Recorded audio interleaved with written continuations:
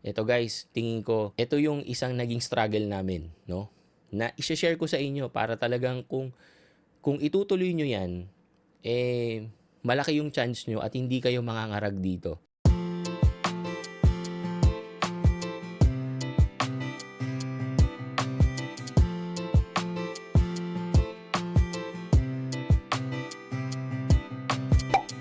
Hello guys, Nardino TV again and we are back again with another video. So bago tayo mag-start doon sa ating topic for today guys, i-share ko lang sa inyo no, 3 days ago nagpunta kami doon sa dentist ng mga anak ko kasi check up na nila no.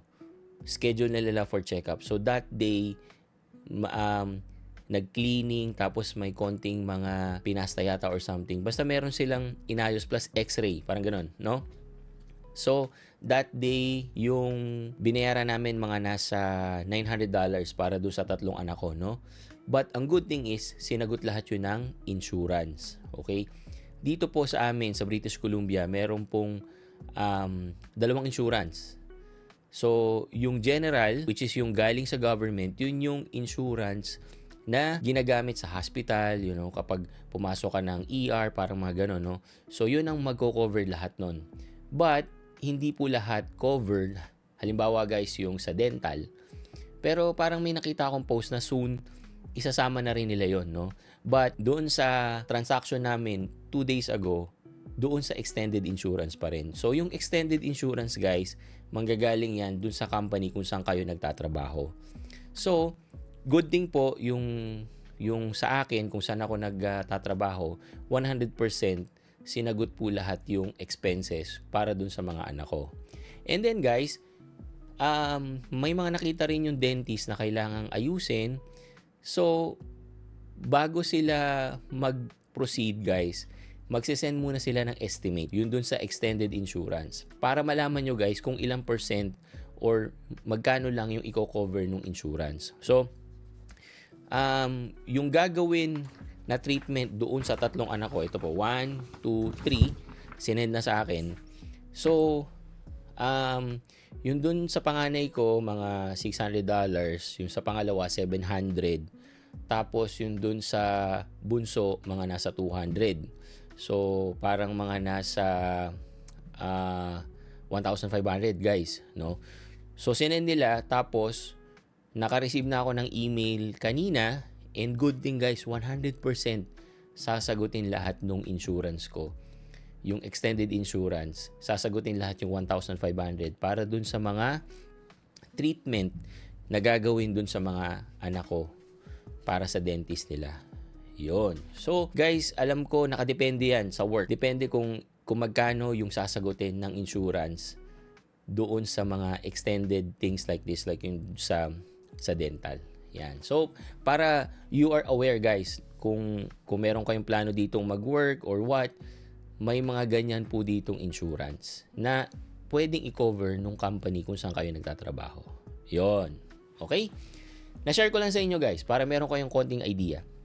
Now, yung topic natin ngayon guys is actually close to my heart. O, di ba?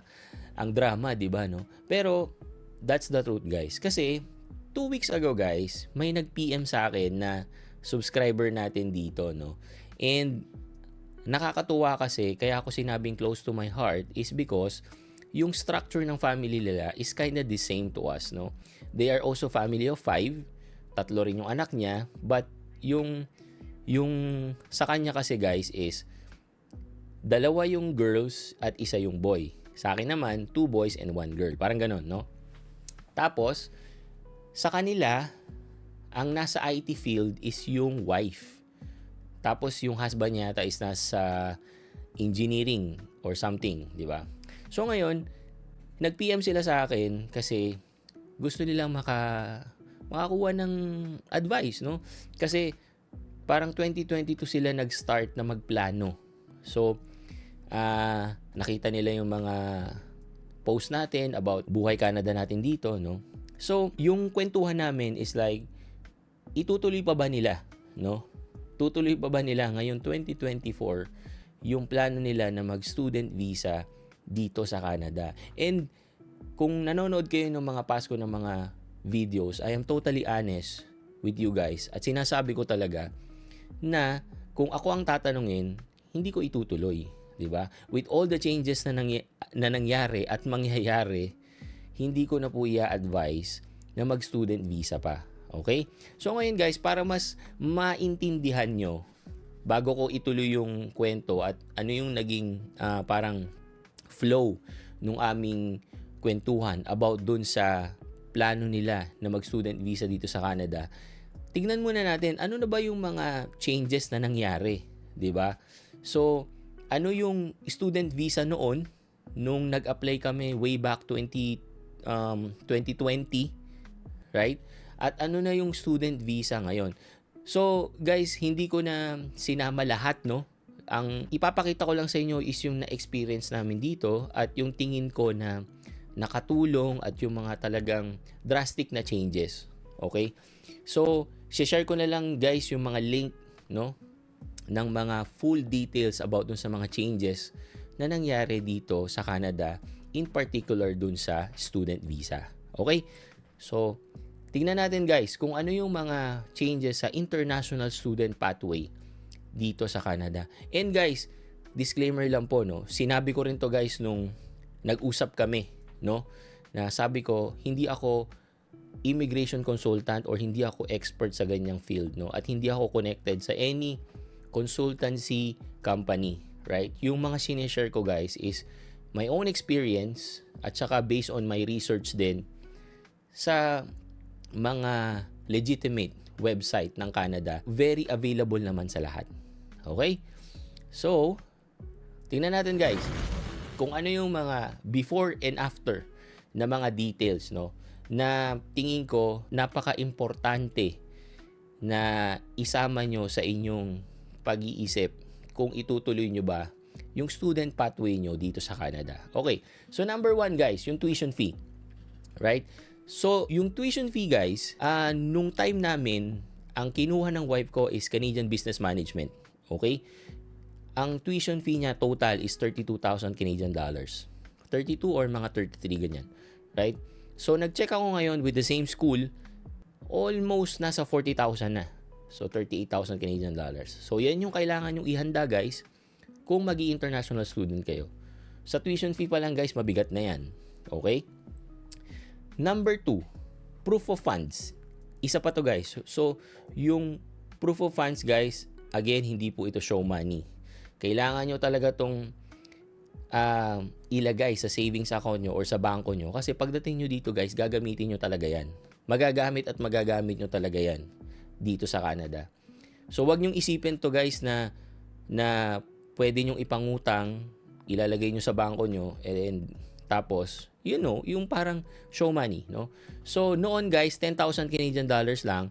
Ngayon po is nasa 20,635 Canadian dollars. Sa student lang po yan, ha? Kasi, pag sinama mo si spouse, yung children and everything, nadadagdagan po yan. Right? So, hindi lang siya 20,000. So, yung 20,000 po is para sa student lang. Number 3, SOWP. Right? Ito po yung spousal open work permit. Okay? So, pag nag-aral si student, noon, automatically, yung partner niya, asawa niya, makakatanggap po ng open work permit. At pwede pong magtrabaho ng full-time dito kahit saang company. Wala pong restrictions noon. Kahit anong program po pwede. Okay? Ngayon, hindi na ganon guys. Dito guys, para mabigyan si spouse ng open work permit, kailangan, halimbawa, kukuha siya ng master's degree. At hindi lang, kasi parang meron silang nakitang loopholes dito eh. Kasi parang may mga master's degree na ang program is 1 year lang, parang ganun.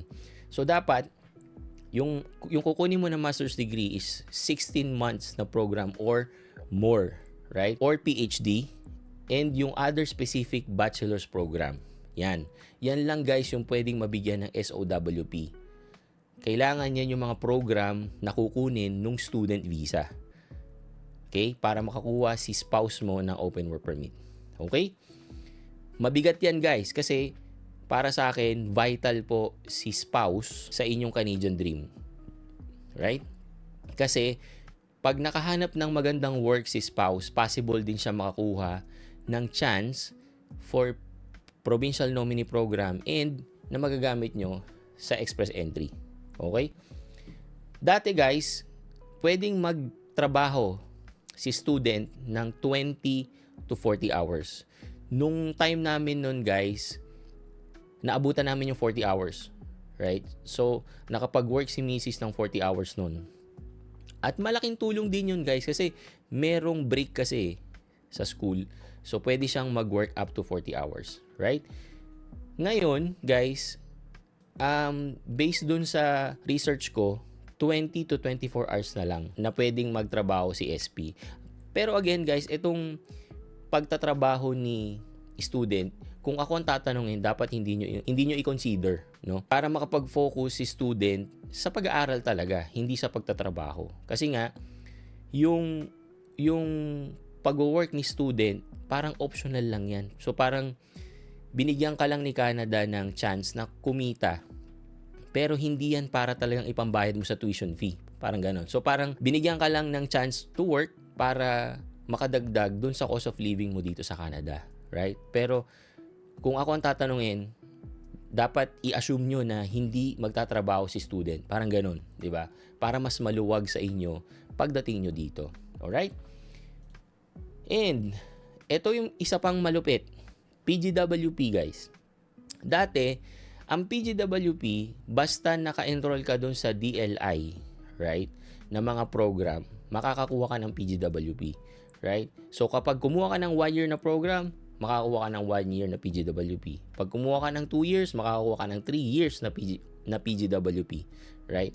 And I highly advise and suggest na kumuha kayo ng 2 years para makakuha kayo ng 3 years na PGWP.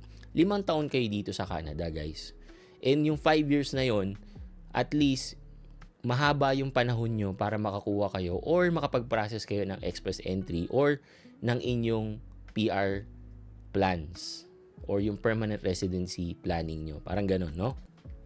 Now, sa ngayon, yung PGWP guys, pinahirapan, di ba?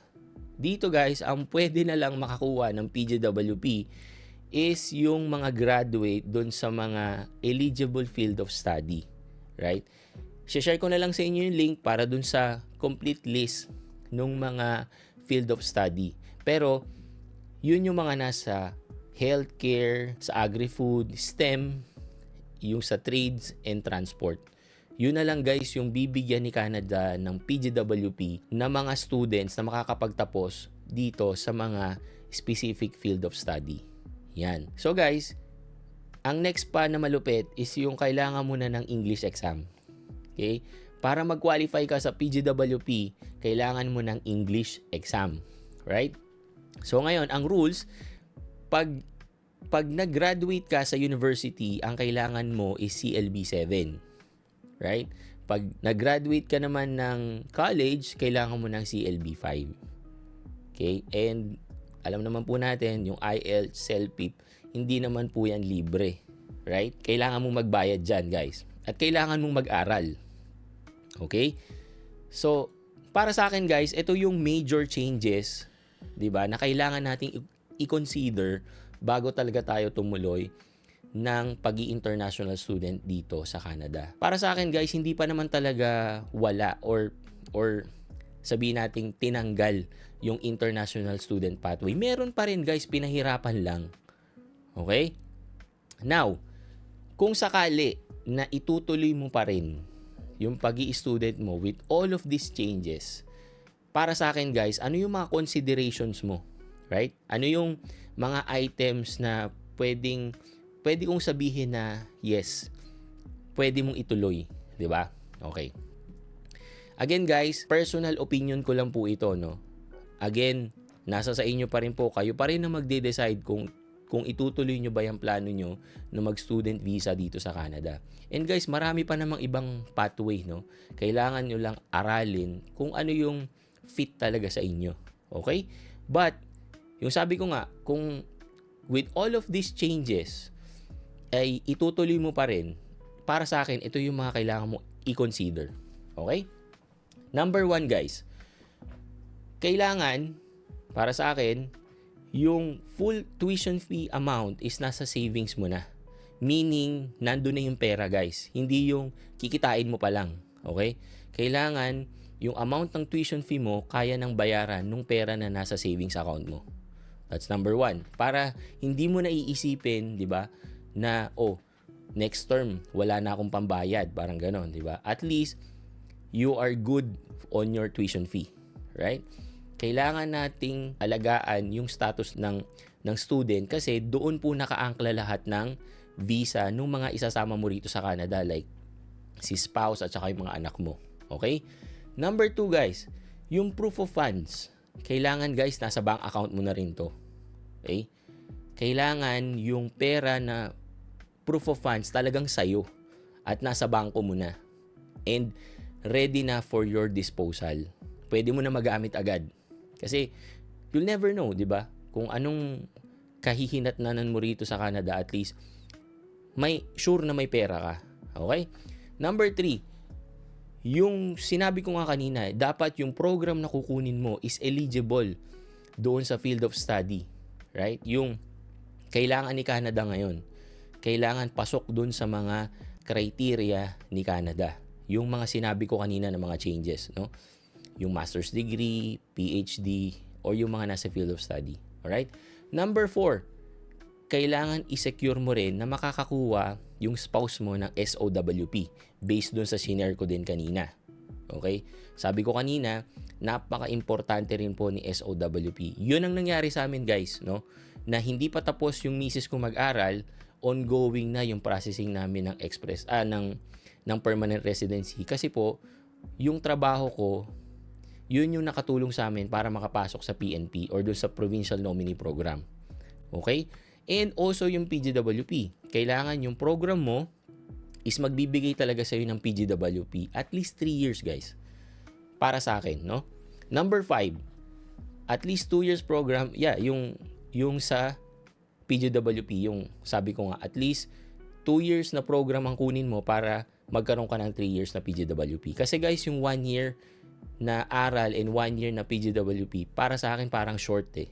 Okay? Tapos guys, yung SOWP, yung papasukin na work ni spouse mo, kailangan is merong program doon sa PNP. Halimbawa dito, sa British Columbia guys. So, kung yung spouse mo IT, halimbawa ako, merong program po si BC na ang tawag is PNP Tech Program na nagbibigay po ng invitation doon sa mga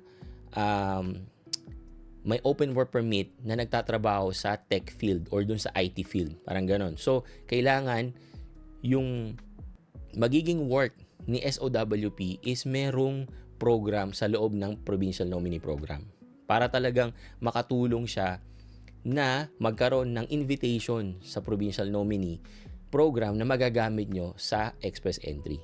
Yan. At number 7 guys, yung pinakahuli. Ito guys, tingin ko, ito yung isang naging struggle namin, no? Na i-share ko sa inyo para talagang kung itutuloy nyo yan, malaki yung chance nyo at hindi kayo mangangarag dito. Yung number 7 guys, yung cost of living nyo, dapat meron kayong buffer dito. Halimbawa, you are family of 5 and based on your cost of living per month, gagastos kayo ng mga, sabihin na lang natin, 5,000 Canadian dollars. Yung renta nyo, yung cellphone, yung pagkain nyo, transportation, everything, 5,000 halimbawa per month. Kailangan guys, may 6 months to 1 year kayo na buffer para talagang safe kayo dito. Para hindi kayo, kahit na sabihin natin hindi kayo makahanap agad ng trabaho, hindi kayo kakabahan. Kasi meron pa kayong panggastos from 6 months to 1 year. Yon. Again guys, itong mga sinulat ko na consideration, para lang po sa akin to, no? Sariling opinion ko lang. Na tingin ko, pag meron ka nito, I think may malaki kang chance, 'di ba, na maging successful dito bilang isang international student. Okay? Yon. So yun guys, napakita ko sa inyo kung ano yung changes ng international student noon at saka ngayon, 'di ba? At yung mga consideration. Ngayon, going back dun sa kausap ko guys, no. So based doon sa pag-uusap namin, nakakatuwa lang guys kasi since 2022 nagre-ready sila, no, at they adapt. Okay? So, yung mga sinabi ko kanina na considerations, na-check nila lahat yon guys. Diba? So, ngayon, based dun sa pag-uusap namin, since na-cover lahat yon, ang sinabi ko pa rin sa kanila, well, walang assurance guys. Kasi nga, hindi pa natin alam kung ano pa yung mga magbabago at ano pa yung mga ilalabas ni Canada na mga changes in the future.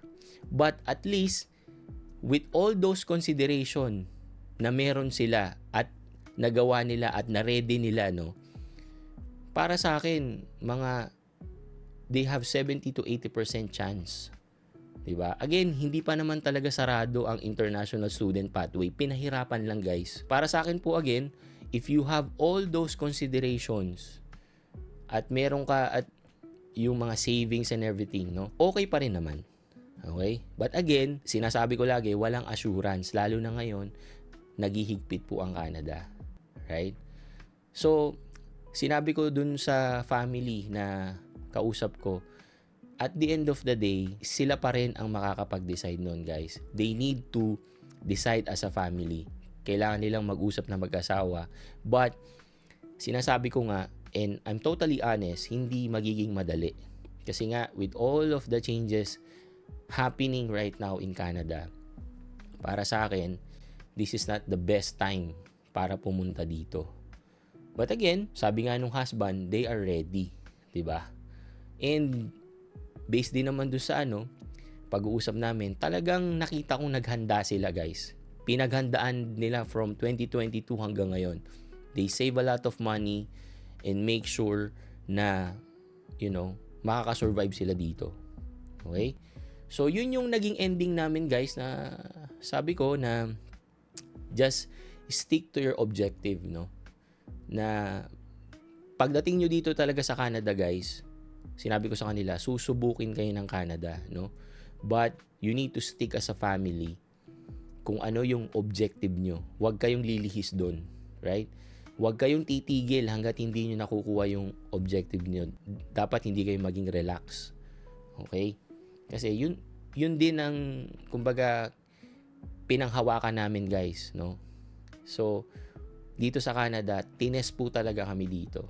Hindi naging madali, pero because nagplano kami and with the help of our family, naging kinda successful po kami dito. Nakuha na namin yung PR namin and hopefully soon yung citizenship naman. Okay? So, yun guys.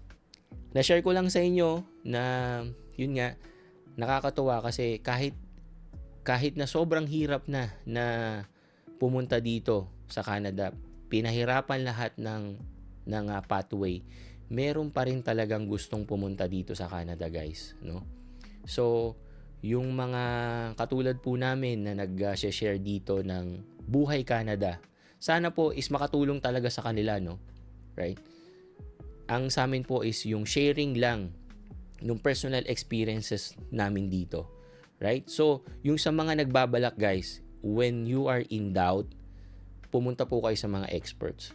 Right? Maghanap po kayo ng legitimate na consultant para po talagang matulungan kayo sa inyong Canadian dream. Okay? So, yun lang guys. Maraming salamat ulit for watching and see you again on my next video. Peace!